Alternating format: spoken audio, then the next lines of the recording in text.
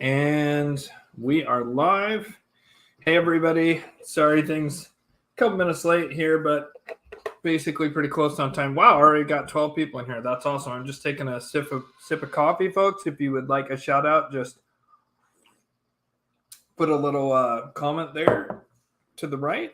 So I will just start with giving Howard one. Hey, Howard, how's it going? Woo! I'm so stoked for this. Love that. Yeah, you got Ric Flair and Leroy Jenkins back to back, and since you had a back to back, I guess that makes you the back to back comment champion, which is therefore the trifecta of Dr. Disrespect, Ric Flair, and Leroy Jenkins all in one. You win the internet today, sir. If anyone else wants to get a shout out, go ahead and say hi there. I'm gonna jump into things here in just a minute. I just want to give people a couple more minutes to get in here. Just let it go for just a minute or two here, and I can take a sip of this coffee in the meantime. Please do say hi in the comments, and I will give you a shout out. Even if you're a lurker, even if it's your first time on the channel, go right ahead. Just say something in the channel, and I will get in. We're about to jump into it, talking about the ongoing and relentless shadow war. I'm going to talk about going to Sam Tripoli's show last night, and then the banking crisis, RFK Jr. and what side he might be on, and then just the high weirdness of the London and that bloody pale horse that went by, which definitely looked like a message from one faction to another. Oh, we got a couple more people here. Tony and Sarah, first time joining live. Good to have one or both of you.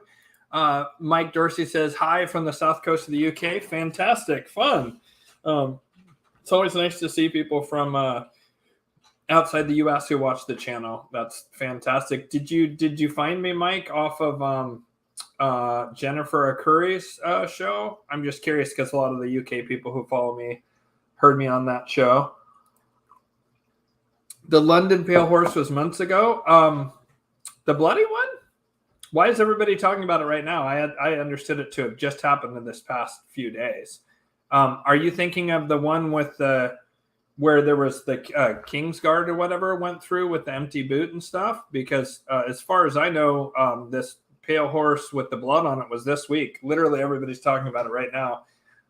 My apologies if I got the date wrong, but I don't think so. Yeah. So, yeah, well, I'll just go ahead and launch into it. I went to Sam Tripoli's Eugene show last night, and I had never actually watched Sam's stand-up other than little snippets, which were always funny, but it was just amazing. I got to have dinner with him beforehand, which was really cool. I tried to do that in LA, but he was too busy, and I had the idea when I was in the studio of Tinfoil Hat. I was like, hey, I should try and watch his show in Eugene, which is about an hour and 10 minutes or so from Corvallis. And I bet he'd go out to dinner with me in Eugene because he wouldn't have all those people pulling on him like he does in LA with all the different people who want to hang out with him. Sure enough, I was right. And I got to have dinner with him, and it was great. And then he just absolutely crushed it in his set. The guy before him was pretty funny. There was like a warm-up girl who had like the cold call, like jump right into the comedy, which takes real resilience. I laughed really hard for her a bunch of times. Her sets could have used a little work. She was quite young, but she was funny. And I've actually done stand-up before. I actually think I have to review it to make sure it's not too cringe or anything, but I have an old stand-up video I did about 10, maybe even as many as 15 years ago, over a decade for sure, where I did an open mic night. And so I know how hard it is to do stand-up. It's really hard. It's really intimidating to be there up there in front of everyone. And so the warm-up girl, I thought she was really brave and did a great job. And then the second guy actually had some really funny material. And then Sam just utterly obliterated once he got up there. I mean, it was a fish in a barrel because it's all tinfoil hat people in the crowd pretty much. But he was so fucking funny. I can't even, I dare not repeat the words that came out of that man's mouth. It was so foul and so over the top. But of course, that's exactly my kind of humor. So I loved it. It was just really, really, really bad. So let's see. Some other people are commenting. Can't wait for more updates on the Shadow War. Yeah, there's a few different fronts where things are happening. Jimmet said, how am I literally reading a book with a pale horse in it today? Are you reading Behold a Pale Horse by William Cooper by any chance? Yeah, for anyone who does stand up, hats off and instant respect. It takes courage no matter who you are. Absolutely. Like, I've only done it the one time, and it was like, man, was it nerve-wracking. And once you've done it, you just have incredible respect for everyone else who does, especially do it ongoing. I mean, that was one of the biggest differences probably between Sam and actually all three of them, right? Sam being the most experienced of the three comics that I watched. Like, he was just very comfortable up there and was just basically himself. I mean, he definitely had a set. He had ideas. He actually went to his phone at one point and was like trying to remember if he had any material left. But yeah, he was fantastic. And I tell you what, Sam's just a really, really, really nice person. He's just a really good person. I got dinner and he didn't like that, but he paid the tip, which was nothing. It was quite a big tip, right? And then he got my drinks though and food on the other side for me and the person I was there watching the show with. And so he was just super nice. And then he gave me big hugs at the end. And I had a weird thing happen, which was super cool and kind of weird and surreal for me, which was that Sam had mentioned me several times during the set, that I was in the crowd and said whatever, even teased me at one point because he went, a bunch of people were like, rah, flat earth, and he knows that I don't flat earth, right? And he kind of like, he ribbed me a little bit about that one point, but at the very end, there was people standing in line ready to like buy merch from him, get a picture with him and stuff. And he was super, super nice and just genuine with everyone. It was really awesome. And then someone in the line goes, oh, hey, Ian. And it's like, you're doing good work, like great work. Keep it up. And I was just like, whoa, because it makes sense, right? Because it's tinfoil hat crowd going to see Sam, but I've never been recognized in public before. And so that was really a surreal moment for me and humbling and kind of cool. But yeah, so he is freaking hilarious. Like, he is so good. If you get a chance to see Sam Tripoli live, definitely take advantage of it. All right, well, we're 7 minutes in. I'd like to see a few more eyeballs, but it's good. We'll just get going. Everybody else can catch up.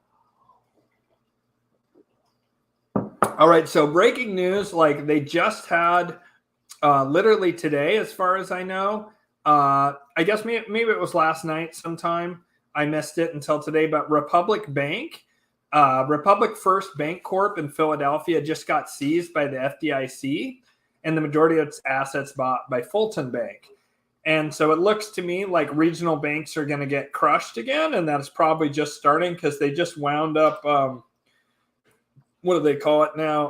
The reverse repo. It's just another quantitative easing way of giving money to the banks.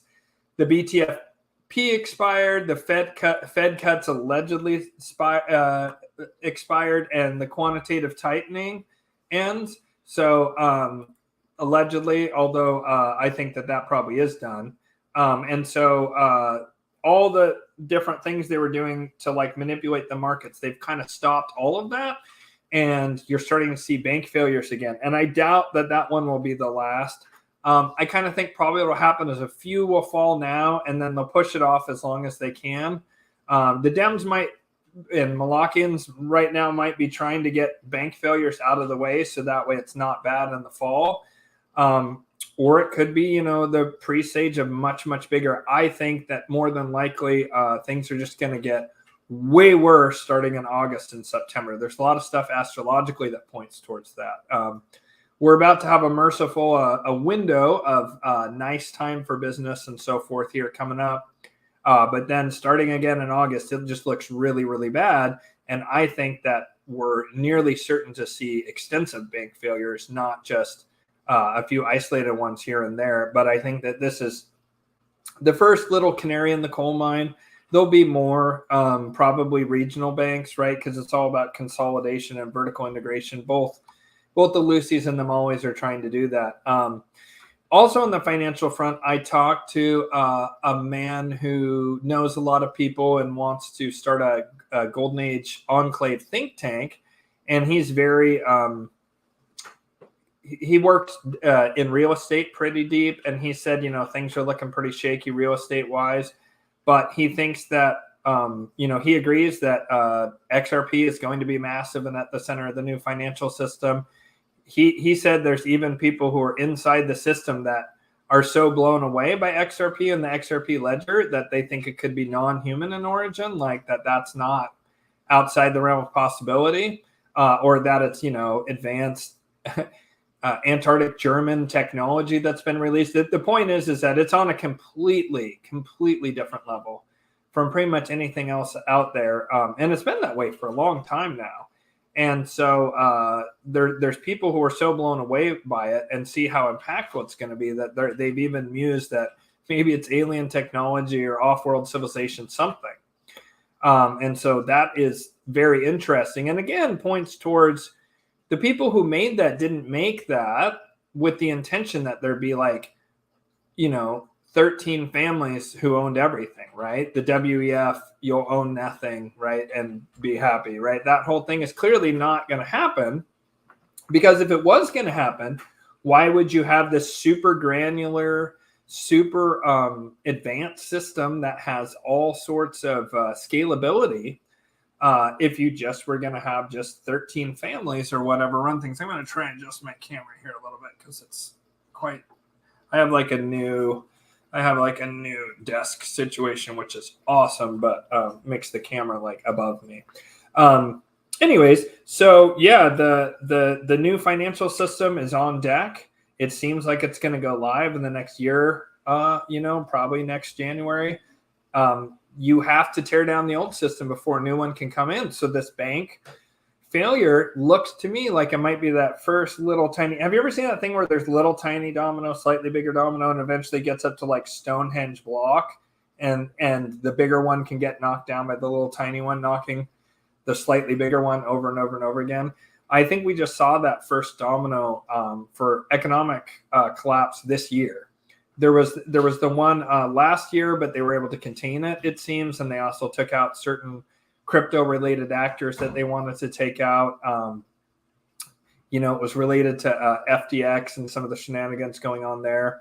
And so I don't know where we go from here, except for I think there might be a few more of these small regional bank failures, and then it will get clammed up and dammed up again. And then I think it's going to burst out into the open again in August. We'll see what happens, but that's based on astrology more than anything else.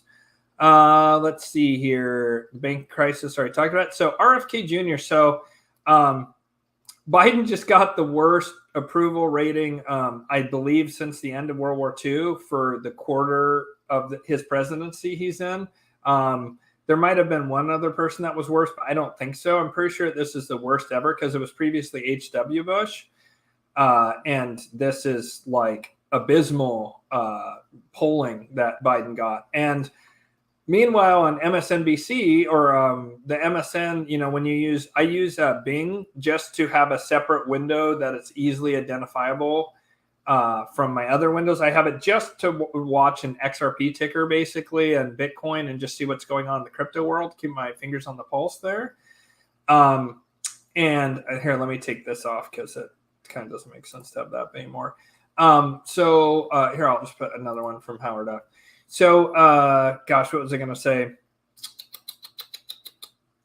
Oh, yeah, I think I was starting to switch gears into the RFK. Yeah, so Biden had this absolutely terrible poll. And meanwhile, on MSN, they're saying, Biden gets an unexpected boost from RFK Jr. And basically, Biden and Trump were tied according to this obviously bullshit Malachian poll that nobody who talks to anyone believes whatsoever, right? They're saying a tie is believable, basically, or Biden slightly losing as opposed to the reality of a landslide against him, right? And they were saying it's because of RFK Jr. And RFK Jr. is taking away more from Trump than he is from Biden, because they asked people if RFK wasn't running, who would you vote for? And it was like 36% said Biden and 48% said Trump. And so the Democrats are like, yay. Well, that looks to me like a Luciferian gambit, to wherein they're going to keep RFK Jr. in probably till the very end. And either like he'll do something that will cause his Trump supporters to go over to Trump, or he'll just outright pull out of the race and endorse Trump, which is something I think might happen. Now, keep in mind, his frickin' entire family just about has been wiped out. His cousin got killed by the Malakians, unless he went into hiding, which I'm open to that theory. His dad got killed by the Malakians. His uncle got killed. And the Kennedys are kind of Luciferian royalty. That's part of the reason why when JFK got killed, they had the eternal flame there. That's a Luciferian symbol. That's like a high honor for him. And they put it there to say, like, we won't forget you. And it seems, if you look, there's this real link between Trump and JFK. Trump keeps agitating about JFK and has been talking about, he would release all the assassination files. Now, he didn't, right? He said he would, and he didn't.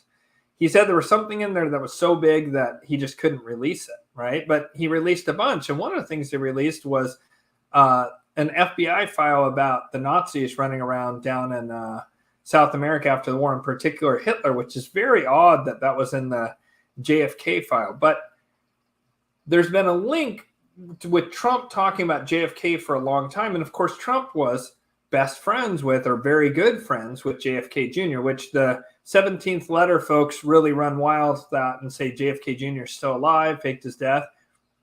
It's maybe possible simply because it seems that what happened that really kicked off what is now creating the shadow war now is this. It was the assassination of Kennedy, because it happened by external forces. And basically the story goes that the Pentagon, patriots within the Pentagon saw that and they go, what the hell? And they looked into it and they realized that he had been killed by an international conspiracy that, of course, goes back to the Malakians. And they realized the sheer scope of what they were up against and the fact that huge swaths of the American government had been taken over by this entity. And they realized they would need a multi-decade plan in order to defeat the Malakians and get them out of the U.S. So if you buy that line of reasoning, I think it's not unreasonable to consider that RFK Jr. might be working with Trump as part of a Luciferian gambit. Now consider, there's now this narrative going around that RFK Jr. is helping Biden more than Trump. Well, what'll that do? That'll mean that some people will be like, let's fund RFK Jr. and keep him in the race longer in order to beat Trump, right? Because they're desperate. They need something to beat Trump. And now maybe they're going to pin their hopes on RFK Jr. And let's say they lift RFK Jr., his profile to some degree, right?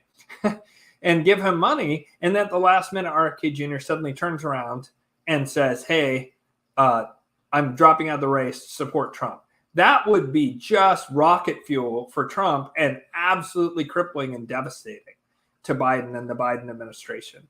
And so I think there's a decent chance, especially if you buy this theory, which I do put some amount of stock in, that patriots within the military-industrial complex decided that they were going to fight back against this international conspiracy that had killed JFK, that I generally refer to as the Malakians on this channel, and that they wanted to fight back against that. And they knew they wouldn't be able to do it anytime soon. They knew that it would take decades to do it, and that Trump has been part of this plan for a long, long time, which then does make it also possible, if you believe that, maybe JFK Jr. is alive. It is possible. It's not outside the realm of possibility to me.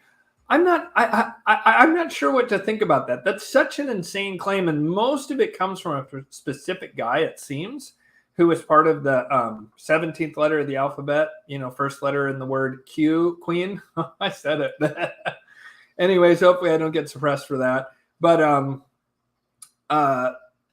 there seems to be people who are in that group, and one of them in particular who seems like a bad faith, not legitimate person. That guy, he pushes the sovereign citizen thing in a way that seems unhelpful to me. That guy is supposedly the main source of this whole JFK Jr. still alive thing. But I do wonder about it. I do just wonder about it because you see RFK Jr. running this time. It feels like that's really important. He tried to run as a Democrat and then actually pivoted over into independent, which I think is even better. And I can see it. I'm not sure that I 100%, I'm definitely not 100% endorsing it, but I think it's worth considering that there could be some legs to that. To at least RFK Jr. is part of a Luciferian gambit. That I feel comfortable saying. The whole JFK Jr. is alive still thing, gosh, it's really tempting, right? Like, that's a beautiful thought, right? Like, the Malachians fucked up and like he managed to escape, and he's been being a double agent ever since then, right? Like, people get really elaborate with that theory. I just watched an old interview with JFK Jr. and I was just like, God, no wonder they wanted to kill this guy, because he had it all. He was super smart, super smooth, super sophisticated. He did this weird thing on Jay Leno where he talked about sort of Pizzagate like 20 years ahead of time. Oh boy, I could get in trouble for saying those words as well. Oh well. By highlighting this Monica Lewinsky poem in which she identified herself as a pizza in this poem she wrote. And it was 9 years old. And he's sitting there between Jerry Seinfeld, who he kind of like low-key alpha slaps down, and Jay Leno. And Jay Leno, we know definitely had some little girl issues, right? Like, he went after some, hooked up with some super young babysitter, 13, 14, something like that. I don't remember the exact details of it, but I do remember that scandal ages ago. And then Seinfeld, you got to wonder, right? You got to wonder if he wasn't involved, considering he was so incredibly famous during that period of time when like Epstein was running wild, right? In New York. You got to wonder. I don't know. I haven't seen anything about him. I do know his partner's super crazy, way younger than him. I don't necessarily condemn someone just because they're with a way, way, way younger partner like that. That could just mean that that's what turns them on or whatever, and consenting adults. But it does make one wonder. But the point is that JFK Jr. is just totally dropping this pedo thing right in the middle of this interview, in a really like watching it with the benefit of hindsight and understanding the coded word about pizzas back then, and Monica Lewinsky, and that she probably worked for a certain Middle Eastern government, right? It all starts to come together in a way that's quite interesting. And I would love if we had a fourth act or whatever reveal that JFK Jr. was still alive and was part of this super complicated thing to take down the Malachians who had killed his father. I mean, I can see the appeal of that narrative. One thing I could see is if they do indeed, and it seems they do, have cloning technology, which I was did not think that there was any substance to that for the longest time. I now think there is some substance to that, and that I think it comes from that the Antarctic Germans and contacts with non-human entities. That's where that technology comes from. I put that one in the same category as med beds. Like, I would need to see more evidence to 100% buy it. I will say the angels did say that there exists humans who have access to cloning technology. They did confirm that. They said the same thing about med beds. I've seen no evidence for it. Anti-gravity, propulsion stuff, free energy, that I think there's actually pretty good evidence for. In fact, in the prior episode, last live, someone brought up this thing that had been released by the Navy that supposedly around the Tic Tac that shows that indeed they do have this. The Navy is basically openly revealing now that they have some degree of anti-gravity propulsion, which is pretty crazy. So it's only like another step removed for me, just because there's not, I don't know of like any super credible stuff to where people have seen proven cloning stuff, proven med beds, right? Whereas anti-gravity and free energy, I've personally seen craft a couple of times that appeared to do impossible maneuvers, including right angle turns and then accelerating vertically. I've seen that with my own eyes. Because of that, that makes me way more open to that whole realm, to the point of like, I'm 99% sure that that's correct. Med beds and cloning, is that possible? I don't know. But let's consider just for a moment, what if there is cloning technology, right? To say, as Dr. Joseph Farrell says, go way out in the twig of speculation, right? Imagine you have cloning technology and you have access to JFK Jr.'s DNA. Then you could make a clone who you could program with all this stuff and trot him out as part of this Luciferian gambit narrative, credibility. It helps bring over a certain amount of especially baby boomer Dems who love the Kennedys, right? You have RFK Jr. come to Trump. Then you have JFK Jr. or his clone reveal that he's still alive, right? And come out. A lot of people would be pulled in by that narrative. Does that mean that's what's going on? No, I'm not saying that's what's going on. I'm just saying that is an interesting series of extreme speculation that I do wonder about, because there's so much smoke around this Kennedy-Trump connection that I think it's worth considering and giving it some weight. Okay, so the final thing, before we take a short break and go to Q&A in the second half, I'm going to go ahead and write that up real quick. By the way, if you have a question, just write it in all caps, and moderator L, will put it up for us. Put questions or comments in all caps. Okay, so I'm gonna real quick highlight that, and then I'm going to finish this thought here. Okay, so there was, I don't know if people saw, I believe it was this week, Mike Dorsey was asking earlier, like, and he's in the UK. He wondered if that had been this week, or I think he's thinking of the earlier incident with like the King's Guard or the Knights of the Garter or whatever they were, with empty boot walking through, which some people speculated meant Charles himself was dead, or possibly that it was Kate, right? Princess Kate. I forget what her last name is. I always want to call her Kate Winslet, but that's the Titanic chick, Kate Middleton. Yeah, so Kate Middleton and/or Charles had been offed, right? I was talking to Sam Tripoli the other day about how many of the old guard baddies had been dying off recently. Quite a lot of them. Some of them hadn't been seen in public in a while, and you have to wonder, like, are they getting taken out? Right? They are old, but a lot of them have been dying recently. It could just be a feature of it's the end of the Yuga, but I wonder. So they just had happen in London this week. One of, again, related to the King's Guard, or to the king and the royal stables. These two horses, one of them white and one of them black, got released through the city of London. And the white one had blood all over his chest. Now they say that, and I haven't seen, maybe there's video of this someplace. They say that the white horse smashed into a limo, and definitely there was a limo that was smashed. I didn't see video of the horse smashing into it or anything, but the official story is that there was blood on the chest of this horse because it had smashed into a taxi. Okay.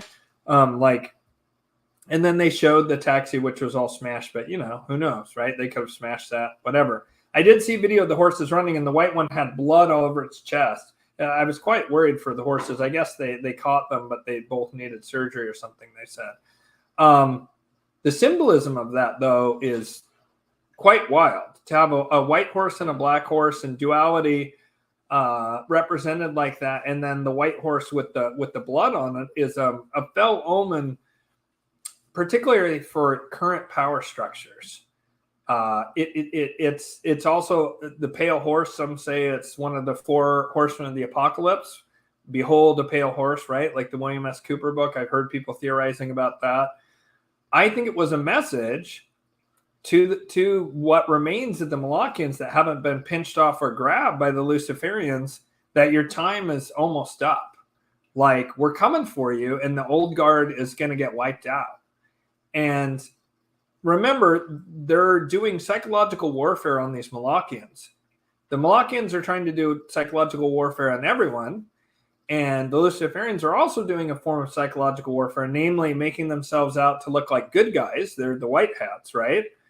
But they're also doing psychological warfare against the Malachians and making them sweat bullets and getting them scared. When they see, like, Puff Daddy get nabbed, right, in the tunnels and all that stuff, they scramble and send in guys to take over the investigation. When that ship smashed into the pylon in Maryland, like, immediately the Biden administration took that over. The rumor is that there was a lot of human trafficking on that particular ship. I've also seen some people say that the CCP hacked that boat and smashed into a pylon.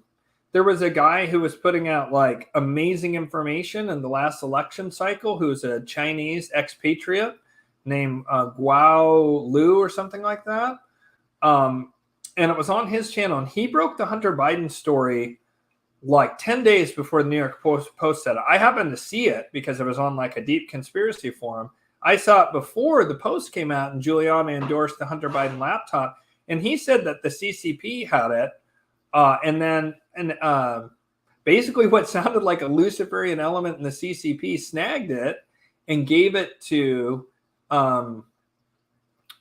basically to various different American intelligence agencies. So this same guy claims or his news agency claimed that the CCP hacked that boat. Now, there are Chinese expats who hate the CCP, so you always need to consider the bias of the source you're looking at, right? Like I sometimes see on this channel, go to Yandex for certain things, right? That's the Russian search engine.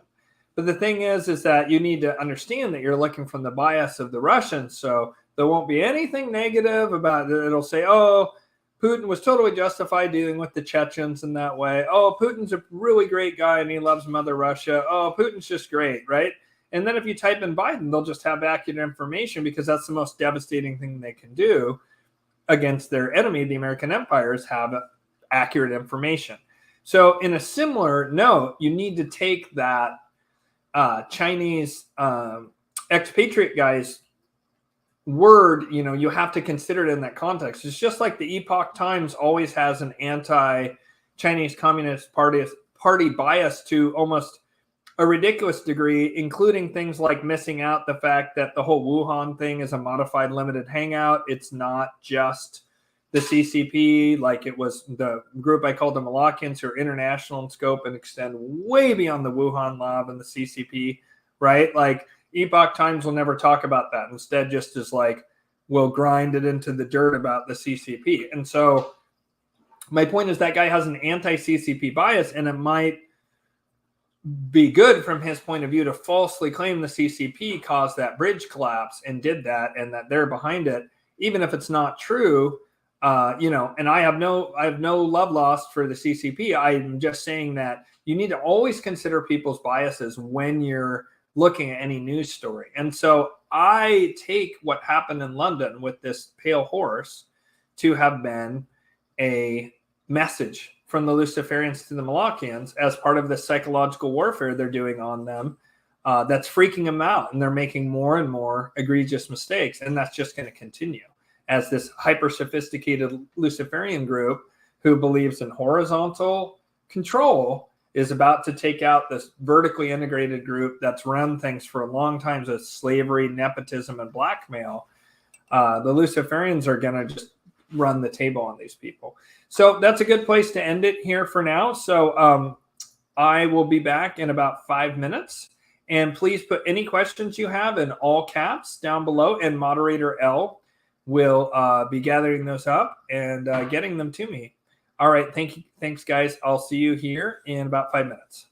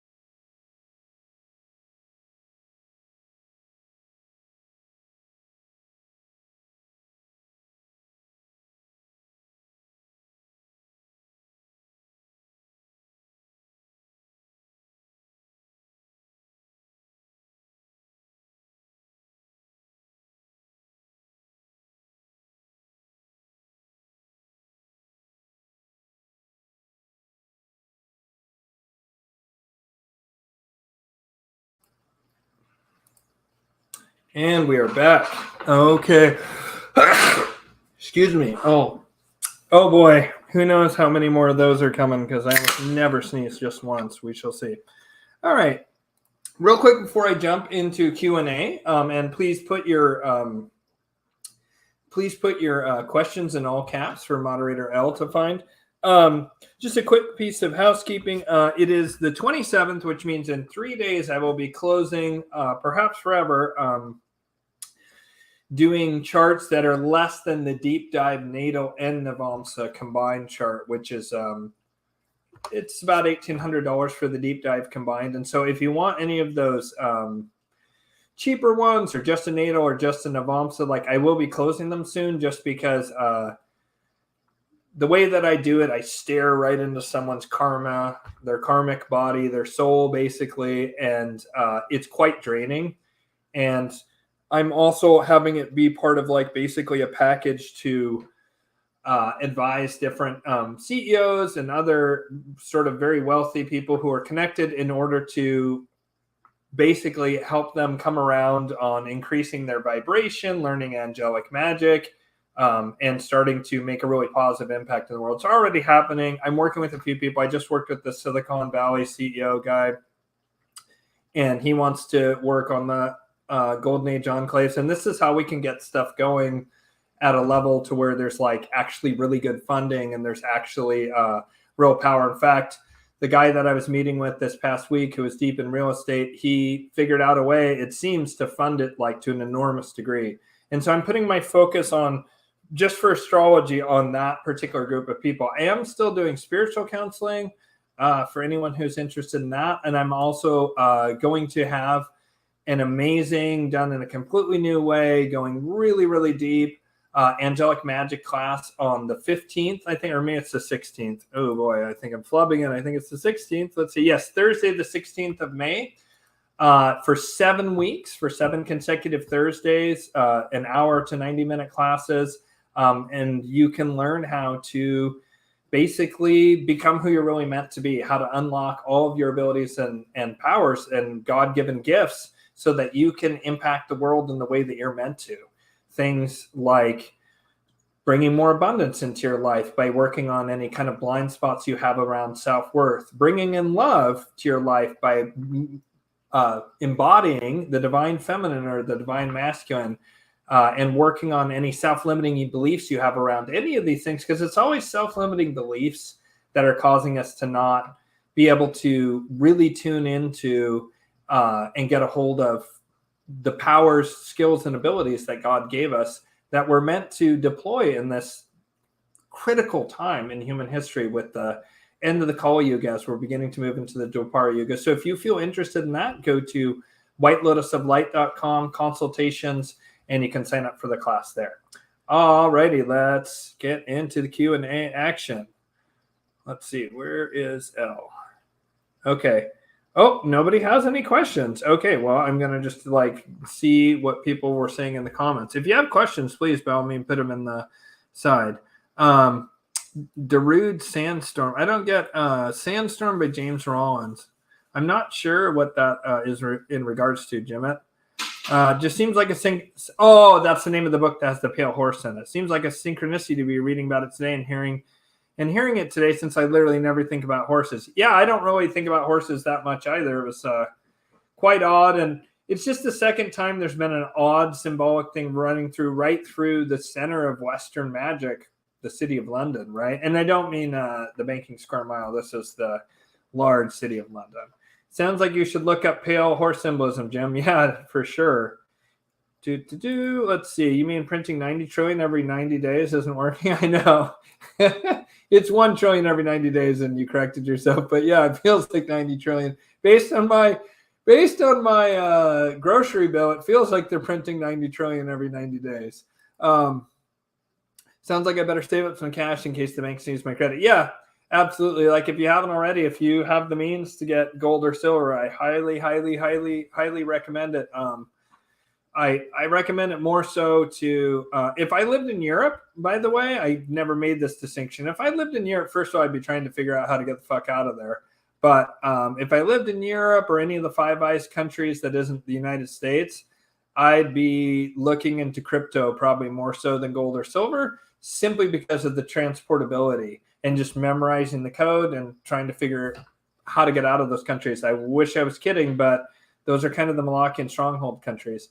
Now, if you have to hunker down in those places, you still might want to consider crypto, just because I do wonder, like, would Brits really resist if the British government came and seized things from people? I don't know that they would. I really want things to get better in Britain, and I think that once the U.S. Has liberated itself, we got to then go up to Canada and liberate them and arrest Trudeau, which will be the greatest day ever. I cannot wait to see that smug look wiped off that man's face. Oh, man, he's evil. And go around and basically rescue all the other English-speaking countries. I think that's a super easy sell for the Luciferians to say that needs to happen as part of it. I do think that there's going to be a global coup that happens from the against the Malachians by the Luciferians, but I think that it's going to be a bit dicier in Europe, and so having the mobility that crypto offers, I think, is probably the wise choice. And if I remember correctly, you're in one of the Scandinavian countries. I think they're a little better off than, say, Britain or France or Germany. I'm not sure. Germany could maybe turn on a dime, especially if the Antarctic German thing is true. I'm 99% sure it's true, but I'm not 100% sure it's true. So let's see what Mr. Spangler said here. RFK Jr. with his falconry outing surely has to be an ode to Yeats' second coming, turning on the widening gyre. The falcon cannot hear the falconer, things fall apart. Wow. Is that the center cannot hold poem? I think it is. Very interesting. I hadn't considered that. That's fantastic. Oh, the center cannot hold. Miranacres list. Yeah, the center cannot hold. That's also like that. The center cannot hold. That Yeats poem comes up in a number of like apocalyptic films, where like there's one where they like go to Cheyenne Mountain or something, and there's that poem is handwritten, and like some generals, like I want to say, like shot himself and left that piece of paper with the Yeats poem on it. So that poem does come up a lot in Revelation of the Method type stuff. So very interesting. How tall are angels? Yeah, I mean, they don't, I experience them to be as roughly the same height as me. So around 6 foot, but I just think that, that's merely the way my mind translates their energetic vibration. They're not, they're fourth or beyond dimensional beings. And so they aren't really, that's like saying how tall is a 3-dimensional thing compared to a 2-dimensional thing. You know what I mean? You're on a different axis almost. So I experience them to be roughly my height or thereabouts. Some of them feel bigger. In particular, the Ophanum feel very, very large, and so do the Dominions feel very, very large. So I don't know. Not sure if that answered your question. So let's see. I heard someone claim he saw God once. It was 2 miles high, humanoid figure made of light. I told him it could have been an angel, but he was pretty sure it was God. I one time saw something like that when I was on shrooms, and I don't know what to make of it. Worth considering. Cool was thinking they were 700% larger than us, but then there's something about them fitting on the head of a pin. Yeah. How many angels can dance on the head of a pin? That catechism. Okay. Did not see this, and I live only 100 miles away. Thanks for the update. Okay. So you did confirm it just happened. That's what I thought. I know what other occult symbolism there is about the pale horse beyond death. There was something I read about, like, when there's a bloodied pale horse, it tends to mean that the ruling regime is about to fall, and that it's very feared by ruling regimes for that reason. So yeah.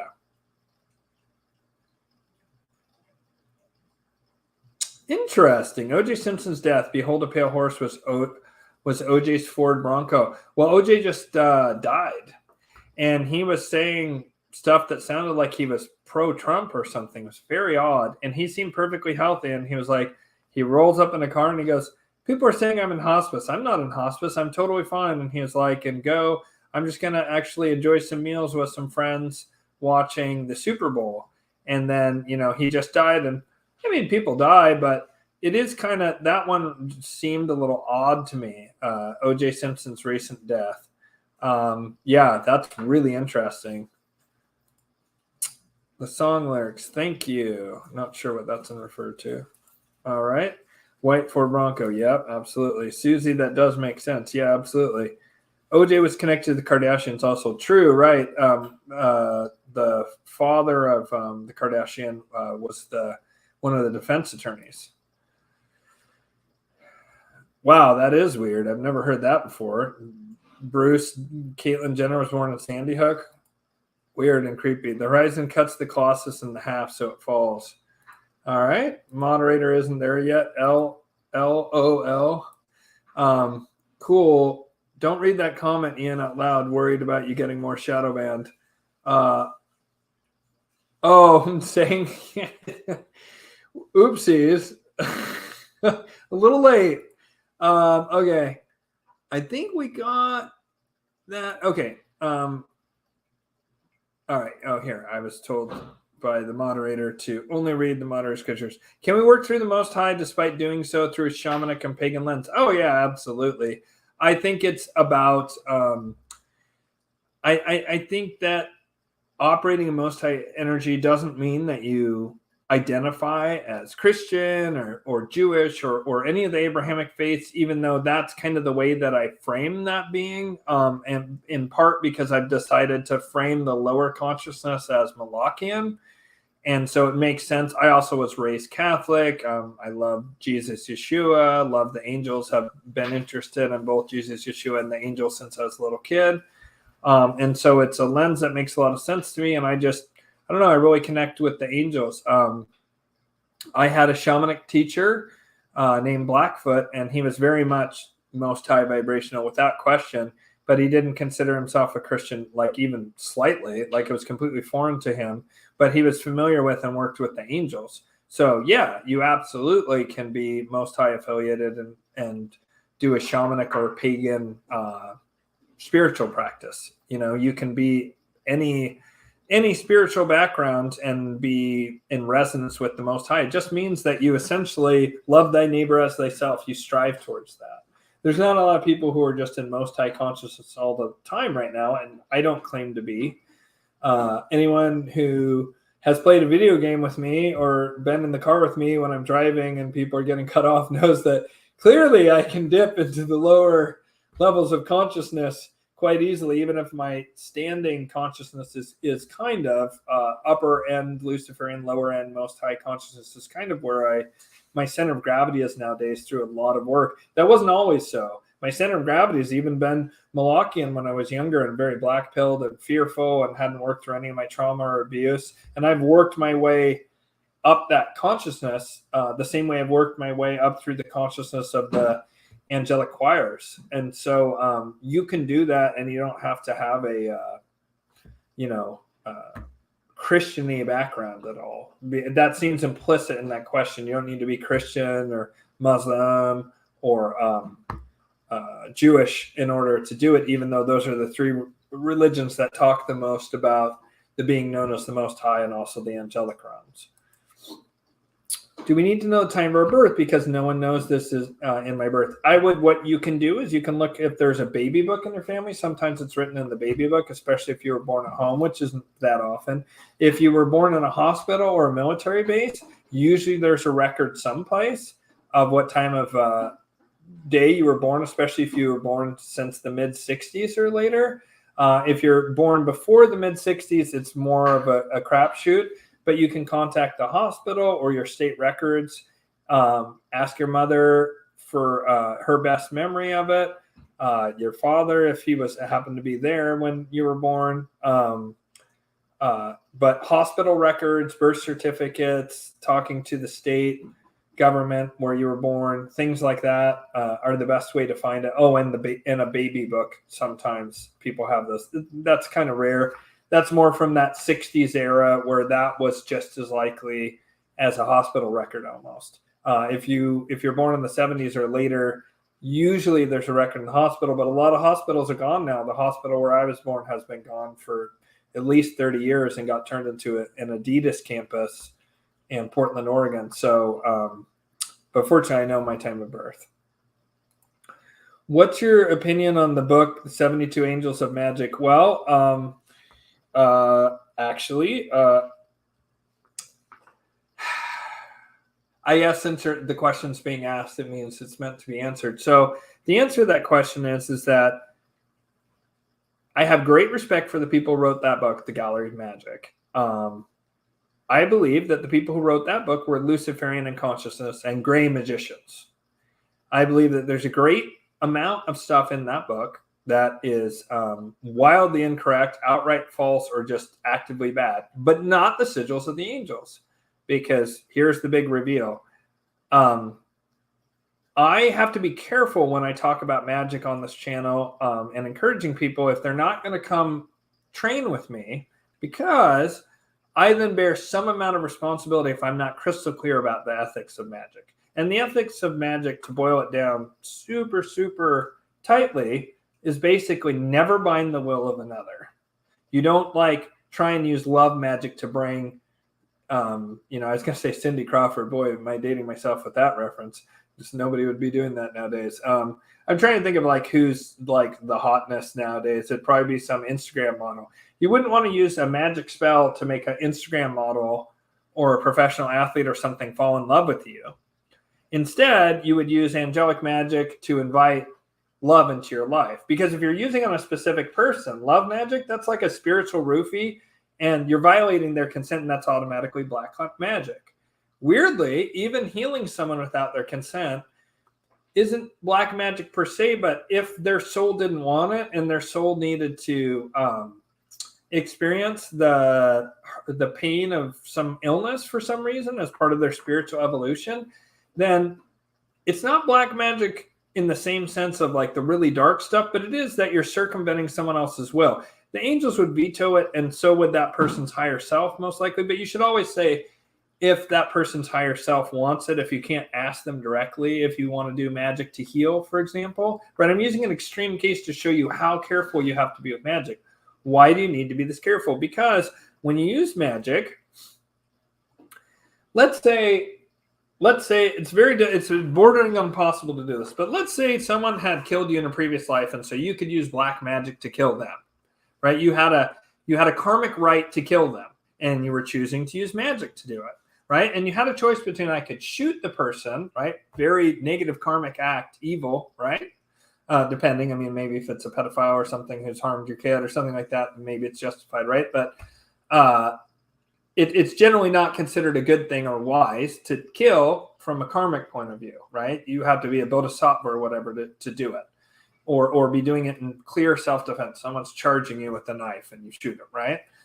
But if you did the same thing, let's say that you could somehow had a choice between shooting someone and using black magic, both would give you terrible karma, but black magic would give you like 3 times the karma of shooting them.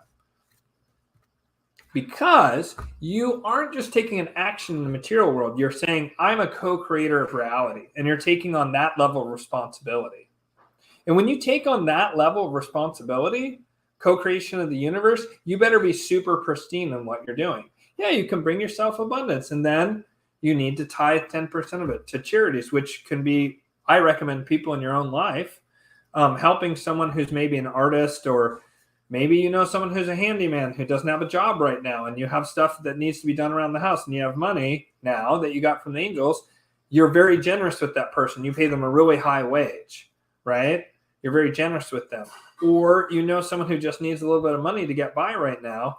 You help them. Or you know someone who needs a little seed capital to get something done. They want art supplies to do their art or something like that, right? You tithe some of the money that you get, and then you use the rest of the money you have for reasonable things, like things that you need, right? Not just things that are super selfish and I just needed another car, or certainly not to harm others, right? Now that I have this money, I can hire a hitman to kill my ex-girlfriend's boyfriend. You know what I mean? That would be an evil use of the money. If you use the money to give to charity and to help people and to help your family and so forth, you can actually like accrue positive karma there. But anytime that you're limiting the free will of another, which obviously death is the most extreme example, you're binding someone's free will, right?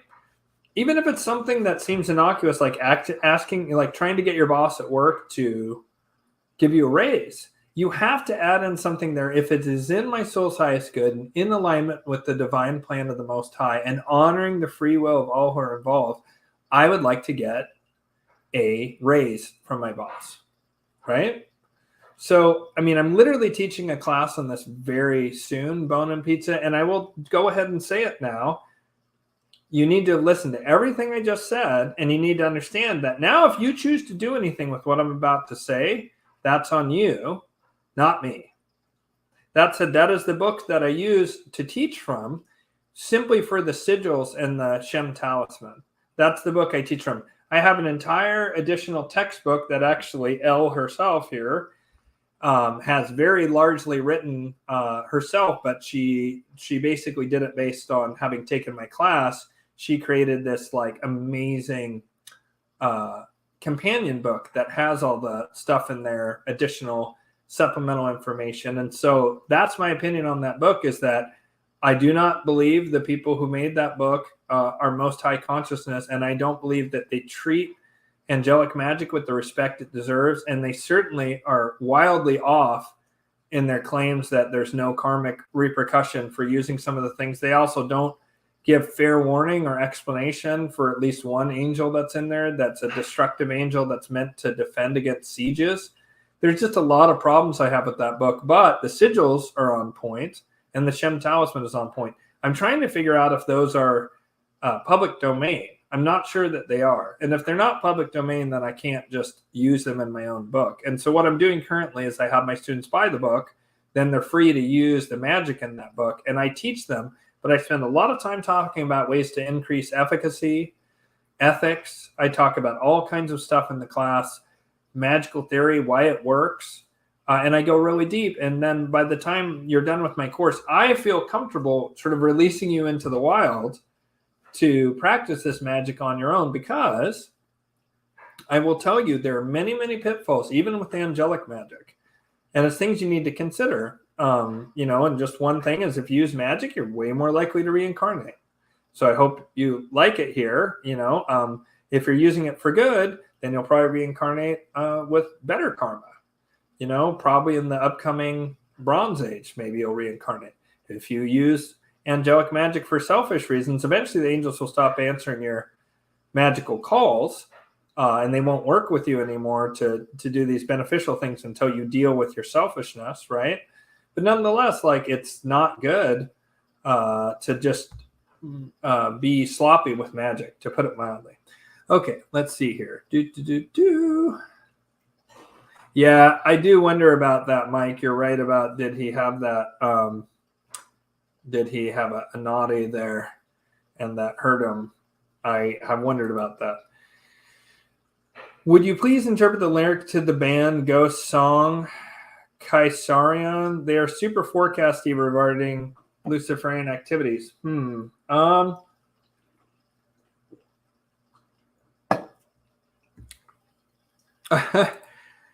Well, I'm not sure what you mean by that. Do you mean the use of magic scares you, or do you mean that my warnings around to be careful with magic and to not screw around scare you? Because those are two very different things.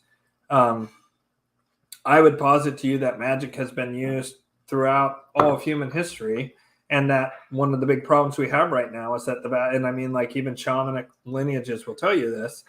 One of the big problems is that very, very, very few people do white magic and try and uplift the vibration of the planet.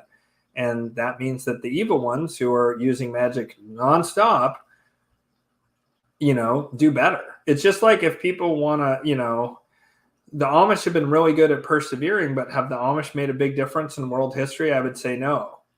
I would say they stopped with 1700s technology. And I'm not dogging on the Amish at all. I'm just pointing out that having the same attitude the Amish have towards technology, towards magic, is part of the reason we are where we are, because the evil people are using it for evil. To me, it's just like any other technology. It's how do you use it? All the rest of the stuff that's like, oh, magic's so bad or evil or whatever, that's, in my opinion, a Malachian mindfuck to get people to disarm themselves, essentially. So, yeah, the big guy got all the magic. Okay, so let's go back, and I guess I can look at this, and this gives us a little more time for other for other stuff for other people to ask questions. So let me look here real quick. Ghost, what is it? Ghost, the band Ghost song, Kai Sarian. That's funny because my oldest son's name is Kai. Kai Sarian by Ghost. Lyrics. Let's see. Okay. Oh, wow. I already am intrigued. So, Papa Emeritus IV. I wonder when the song came out. March 11th, maybe, of 2022. Kassarion, a prophecy told, we're building our empire from ashes of an old. Kassarion, the fruit of the womb, our brotherhood of good faith, sealed an apostate witch's doom. Wow. Talking about HRC, perhaps. It's the sound of another deadline whistling past your ears. It's the sight of a million regrets mounting over years. It's the words that were never spoken that echoes through the times. It's the smell of burning temples swept away by rhymes. Hypatia, far away from the stench of the heavens. Hypatia, long ago yet too close forever. Hypatia, when a paradise is lost, go straight to Kassarion, a matter of love. When Mother Earth is calling for a father up above, Kassarion, put on the smiles and throw your holy rocks right at her for her satanic wiles. It's the truth of candor shown through the prism of deceit. It's the continents of bishops with their choir boys and sweet. It's the tongue soiled in adulation that licks to no avail. It's the noise of the righteous dogma that hides the handmaid's tale. And then I'm not sure if it says Hypatia or Hypatia is someone who is singing. But I think it's saying that the person says Hypatia in the background and they're singing over it. Hypatia, far away from the stench of the heavens. Hypatia, long ago, yet too close to forever. Hypatia, when a paradise is lost, go straight to, and then guitar solo. It's the sound of another deadline whistling past years. It's the sight of a million regrets mounting over years. It's words that were never spoken that echo through the times. It's the smell of burning temple swept away by rhymes. It's the truth of candor shown through the prism of deceit. It's the continent of bishops with their choir boys and sweet. It's the tongue soiled in adulation that licks to no avail. It's the time of the righteous dogma that hides the handmaid's tale. Well, I mean, like the very beginning of it's interesting. I don't have super strong thoughts about it. I mean, the invocation of Hypatia is interesting. Hypatia being the like incredible genius in the Ptolemaic Egypt who got killed, if I remember correctly, by an angry Christian mob, kind of interestingly enough. Not really sure what to make of the rest of it other than we're building the empire from the ashes of an old. That is very interesting. So, yeah. I don't know. I don't have like a real strong hit off of that or anything. Okay, so let's see here. It looks like L is otherwise busy, so I will look at some of these. Your thoughts on the connection of the LHA collider and Saturn? Well, I think that it's hard to say, right? One of the things you have to consider is some of the same people who were post-war Nazi international people who did things like the EU and NATO and all this stuff and kind of boosted all that up. They also helped make, it's not called Davos. What is that place called? CERN. And CERN is its own little country, the same way that the Vatican, Washington, D.C., and the square banking mile city of London are. And so there's been some weird stuff at CERN, of course, all along. But I'm more inclined to think that it's probably the Lucys rather than the Malachians. And the Saturn is definitely more the energy of the Malachians. The lower aspect of Saturn is the best way to describe them, like a combination of the lower aspect of Saturn and the lower aspect of Mars, I suppose. So, yeah. I don't have a super strong thought on a connection between the Large Hadron Collider and Saturn. I would need to see some more information around that. I know that, like I said, post-war Germans were involved with the creation of CERN, so that would make me think they're more likely to be Luciferian, but perhaps they had to convince the Mollies that they were tunneling into the lower astral to permanently open a portal or something, right? That would be a way that they might be able to convince them always to go along with it. Oh, we can have a permanent portal open to the lower astral, even with the changing of the ages, but then they do something else with it. I've heard that the Large Hadron Collider, when they turn it on, it impacts not just the Earth's magnetic field, but even the sun responds to it, which is like, what the fuck? I don't know if that's true. Dr. Joseph Farrell talked about that. That's absolutely fucking insane if true. All right. I wonder if Dan Carlin of Hardcore History was at the Eugene Tripoli show. He lives there. Interesting. I don't know. He had some guy who was going to come that Sam was buying a ticket for named Keith. I bought my own tickets, and then I just asked Sam, because I have his number, if he wanted to get dinner, and he said yeah, and so that was awesome. The good guys are pretending to deal with mere psychics. Yeah, pretty much. Let's see. There's a demon in the wires. Kai means ocean. Yeah, so my son's full name is Kairavon, which is a kind of white lotus that's born in water and blooms at night. And I found his name 5 days after he was born. My ex-wife and I, everyone we went to, we both thought we were having a son, but literally 100% of everyone who guessed the gender of the pregnancy, right? The baby would be born. Everyone guessed female, to the point to where we're like, wow, if everyone says that, it must be true. Literally, that's what we thought.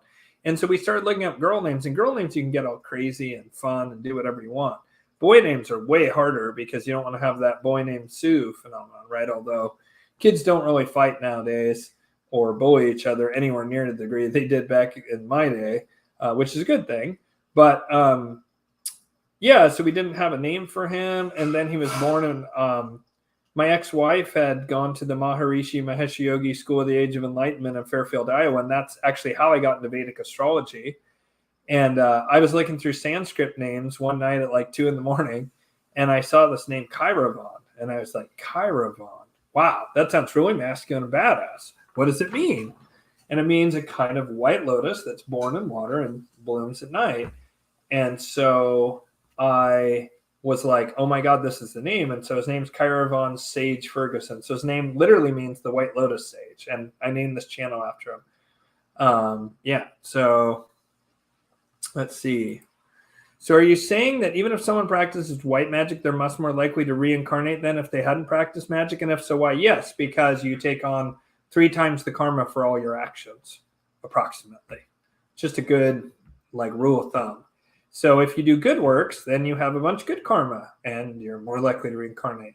The entire point of reincarnate, or how to break the reincarnation loop, is to have that momentary, or not momentary, but that instantaneous and abiding. That's the trick, the abiding part, abiding awakening, and you can potentially all at once burn up all your karma, and then you won't reincarnate.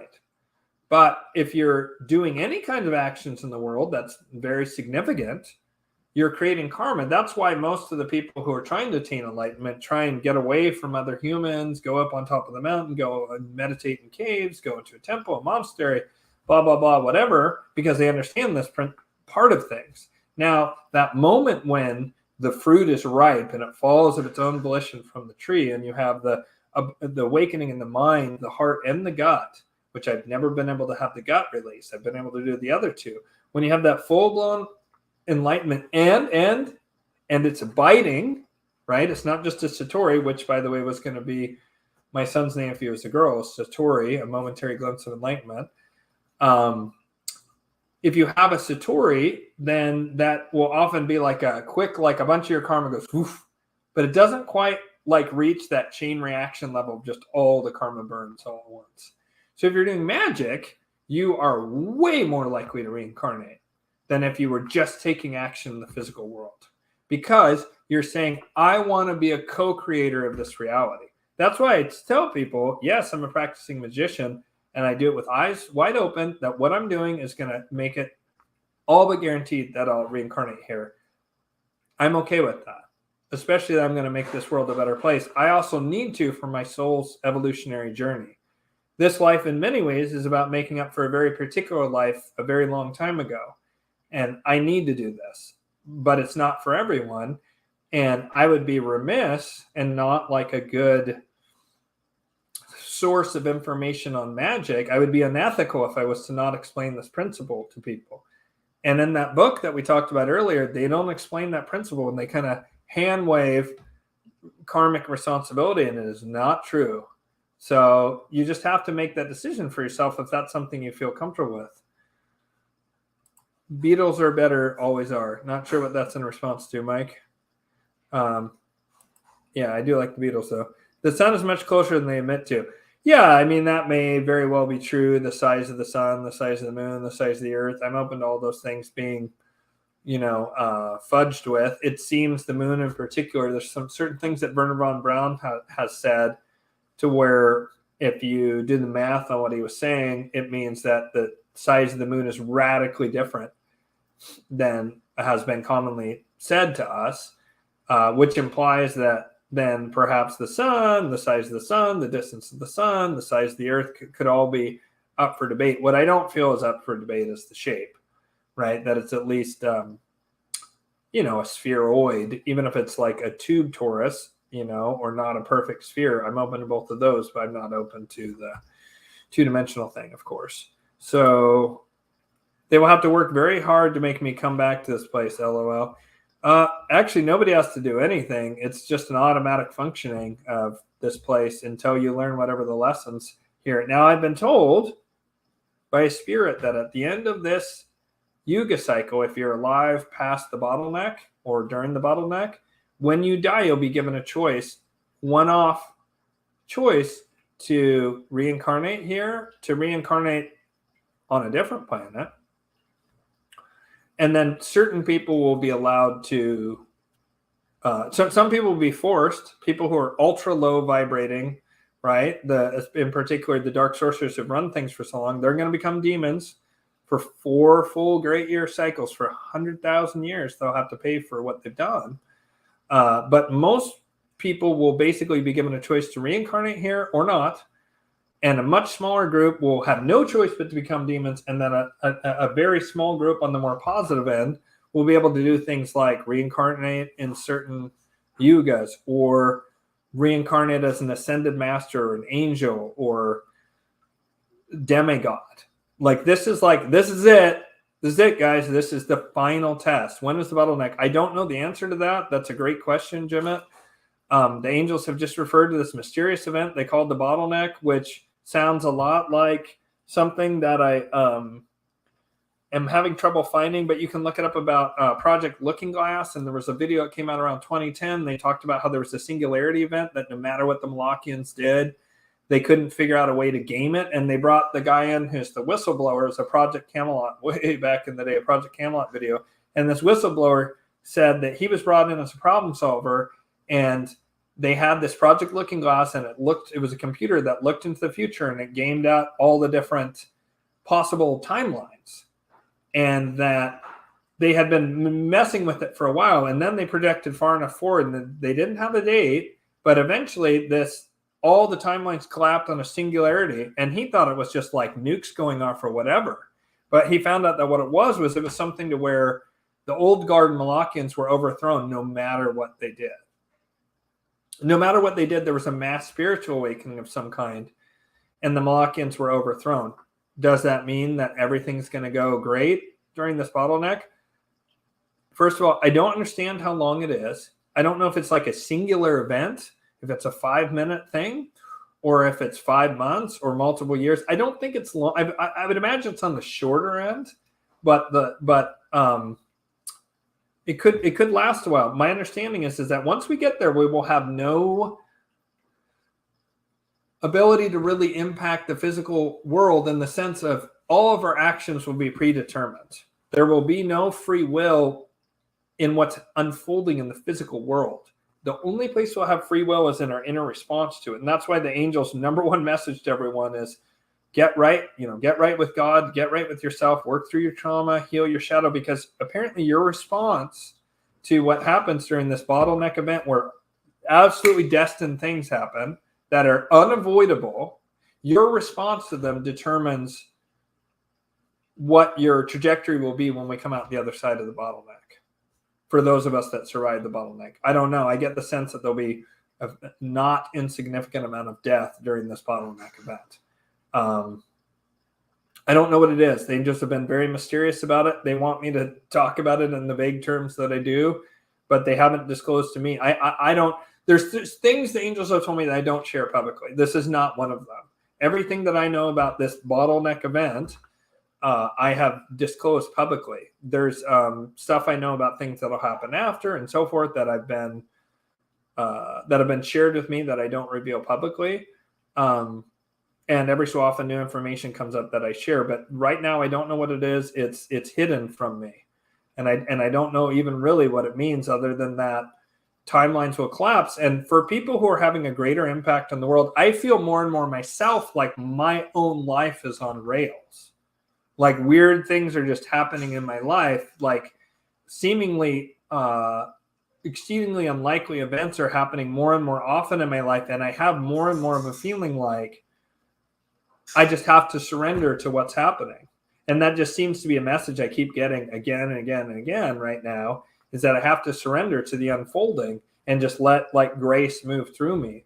And again, like with everything else, there's times where I do that better and there's times where I do that worse. Today I was playing, what's that game called? Overwatch with my son, and I was getting bullied by a healer class despite being a DPS class because this person was really, really good. And they were like the weakest offensive class in the game, a healer class, but she can fly.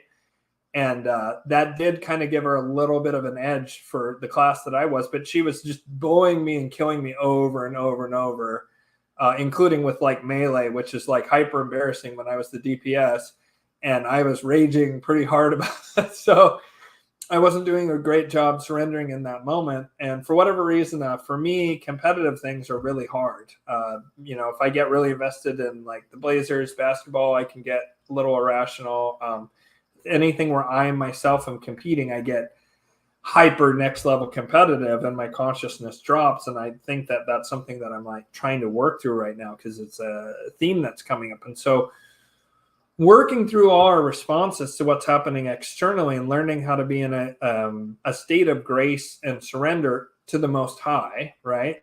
A total surrender to the Most High. I'm not saying lay down your arms and surrender to bad guys coming in your house, right? I'm saying surrender to the fact that in the coming years, there are going to be events that are completely destined that nobody can do anything about. One of the things angels have told me is that everything's happening in the Middle East is basically like clockwork at this point.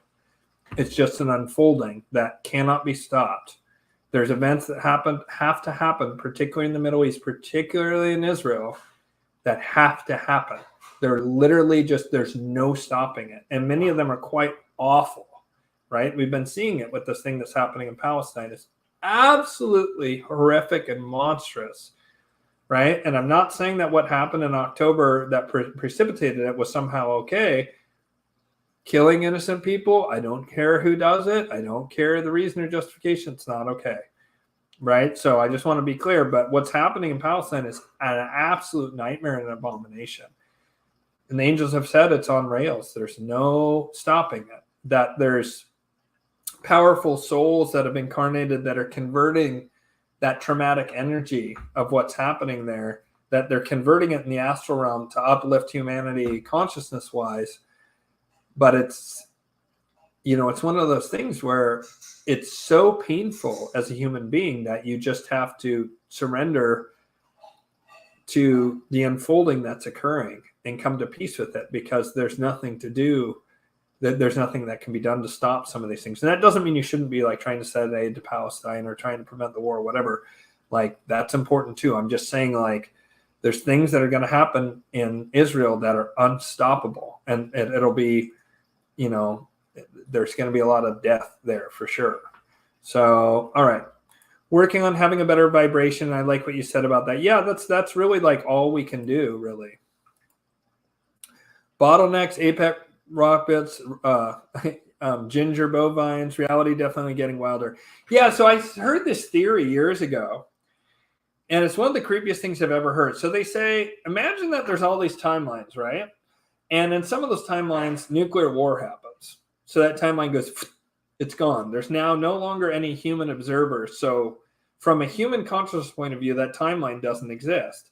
So by virtue of the fact that we've had nuclear weapons for whatever, 80 years now, and the further you get on that timeline, the less likely it is that you get there without a nuclear holocaust, right? This is just this physics, parallel reality theory.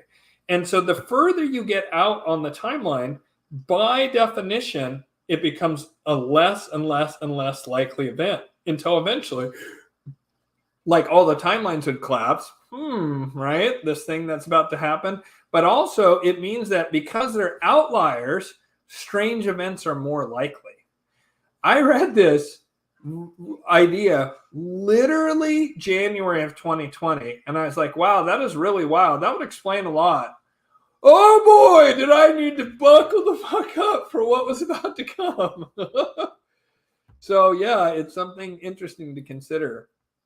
A golden age for the righteous survivors. Well, I want to be clear about this, Windhammer. The way it's been shown to me is that, yes, the Malachians are going to get wiped out, but that doesn't mean that evil, certain forms of evil won't continue to exist as we move into the Bronze and Silver Age. And in particular, Luciferian consciousness will come to be the dominant consciousness. The big difference is that we'll be allowed to, for the first time in 6,000 years, to create, and it's just a term, right? And it doesn't need to be through me. There's already people who are doing this, by the way, all over the world. But the creation of these golden age enclaves, these kind of sort of parallel civilizations that are more most high consciousness oriented, right? With lots of trauma healing, beautiful education for children and adults, energy and food that isn't that's derived in a good way, right? That isn't technology that goes against nature. Instead, it's technology that works with nature. Just basically creating parallel civilization, if you will, really, in miniature, in various different forms around the globe, will create these seeds of the coming golden age in 6,000 years. The difference is the Luciferians won't come and like columns of tanks wipe it out and enslave and kill everyone the way the Malachians did. They will instead allow it to happen and will just try and subvert, outcompete, corrupt, and basically trick people into coming out of the Golden Age enclaves and joining the mainstream Luciferian society. And they'll do that by saying, look how amazing our technology is. Look how beautiful and gorgeous all the humans are that are there, right? Because we did this eugenical thing during the bottleneck, and we might even have clones of more attractive people, but humanity is going to be more attractive, more fit, more hardworking, more intelligent, more, right? Like hyper narcissist, global, probably interplanetary civilization is going to be pretty appealing to a lot of people. More or less Star Trek, right? Star Trek is very Luciferian, actually. They still have phasers and war and blah, blah, blah. So they were moving towards Golden Age consciousness in the Star Trek movies, but they were clearly still in the Luciferian age. And basically that's what I think is going to happen. Something kind of like Star Trek, but less gay. To trigger all the Star Trek fans. I'm just kidding. Video games channel egregores for sure. Yeah, in some cases, yeah, creepy. That makes sense to me. Greg Braden said if Damascus falls, it is likely they're checking off a list from the Bible. Yeah, absolutely. Well, some of them. I think it's important to be aware of the difference between the Sabbatian, Frankist, Malachian set, and there's also a very large Luciferian contingent in that group, and there's also people who are Most High affiliated, just like every other group on Earth. That particular group, in particular the so-called Khazarian Mafia, has been used for, a few hundred years now by the Venetian Black nobility as frontmen. I recommend that you go watch when this live stream's over, go watch the Venetian Black nobility and do your own research. And I believe if you do the research correctly, you'll find out that what's really happening is that this group of Tyrian black magicians, who actually are really Babylonian sorcerers, after Alexander crushed Tyre and after the Romans crushed Carthage, Carthage being a colony of Tyre, those families then moved to Rome, became Roman senators. Then they went to Venice and they were bankrupting Europe before Khazaria was even a khanate. They were bankrupting Proto-Europe. And then there became the Khazarian Khanate, and they were getting a lot of direction from the Radhanites, who were Babylonian sorcerers, literally squatting there in Babylon until the Aslans, the early Istanbul emperors, who were, the Turks, went down and kicked the Radhanites out of Babylon. And in the case of the Venetians, they were nearly wiped out in the War of the League of Cambrai. and they liquidated their assets, and they moved to London and Amsterdam, and they really, really hid behind their Khazarian mafia and frontmen at that point. And there's literally an egregore to create this split of it's the Jews, or the Jews can do no wrong. They should just, Palestine is there. Those people who are there deserve to die because of the Book of Revelations or something, right? That kind of weird split that happens. And then people don't see that up here are Babylonian black sorcerers. The same people who fucking enslaved Abraham's people and then enslaved the Jews a second time, right? With the destruction of the first temple. That was the Babylonians, bro. And who they enslaved the Jews. So yeah, and I'm fully aware that the Khazarians are a different group. I understand that. But what I'm saying is that there's tons of people who are, yes, Sabbatian Frankists, but there's also Luciferians in that group, big time. And there's also Most High people, because every group that has more than 100 people is going to guaranteed have some amount of Luciferians, some amount of Malachians, and some amount of Most High people. And making it about just one group is hyper dangerous for a whole host of reasons. And I just want to urge you to go deeper on your research, and you can use my Venetian Black Nobility series, and I'm pretty sure you're going to come to the same conclusion as me. I feel like once you look into it, it's pretty much unassailable. But that's just my opinion, and yeah, take a look-see. I'm gonna be ending this stream here quite shortly. So if anyone has a question, now's the time. Are you going to do another collab with Philip Jimenez? May be wrong, but he was interesting. Yeah, I mean, he still has a channel. Look him up here on YouTube. He has his own channel. He still goes deep on that kind of stuff. I decided I'm not really like talking. I talk about it here and there, but I'm not like talking a bunch because of the angels have told me not to about the BBN anymore. I talk about it here and there, like when it arises naturally, but I'm not going on deep dives. Danny Boy Limerick in Ireland is probably the premier source for information on that group. And that's what I would say if you're interested in that. There's lots of people out there who are doing work on the BBN, including Philip. He talks mostly about the British angle, and the British are important to understand because they're a very important appendage of the black nobility. Luciferian systems seem to be dependent on repetition, repeating the same thing for eternity, waiting for a different outcome. Seems like the definition of insanity. Do you mean Malachian system? The Luciferians are actually quite clever, and like I would say, Lucifer is the evolutionary force on this planet. The Malachians try and keep consciousness low and flat and not evolving and just dumping shit in the streets, Dark Ages Europe. And the Most High is the exact opposite. It's this beautiful golden age, totally harmonious civilization. Everything's frozen in perfect harmony. It's the Luciferians that destroy the Atlantean system and also destroy the Malachian system in order to create the next evolutionary impulse, the next iteration of consciousness here on this planet as it goes through these cycles of the Kali Yuga, the descending Kali Yuga, ascending Kali Yuga, ascending Dwapara Yuga or Bronze Age, ascending Treta Yuga or Silver Age, ascending Golden Age of Sat Yuga, descending Golden Age of Sat Yuga, and then the Luciferians destroy that, and it becomes descending Silver Age, descending Bronze Age, and then the Malachians take over from the Luciferians, and you're back in the Kali Yugas again. In each iteration, you have Atlantis, Lemuria, Mu, Hyperborea, right? Polaris, all these different like ancient echo of an echo of an echo. We know we've had the same wattage for 300,000 years, and they claim we've only had civilization for the last 0.05% of it or whatever. It's laughable, obviously. I mean, you could argue that humans are repeating everything, but no, there's different iterations, and it weirdly comes from the Luciferian force. I think maybe you mean Malachian here, because they're very dull and very stupid, and they very much repeat things, and it works. Just stomping with the fist of death over and over and over again, it works during the Kali Yugas because they have the natural law right to dominate. Okay, getting close to the end here. Hi, you mentioned before that Lucifer wants an intergalactic empire once we go fully into the Bronze Age. Does that mean aliens will be a part of earthly life? Yeah, it seems so. It seems so because I think that probably... Yes, to some like that would open like to fully address this would take forever, and maybe I just need to do a show on this specific thing.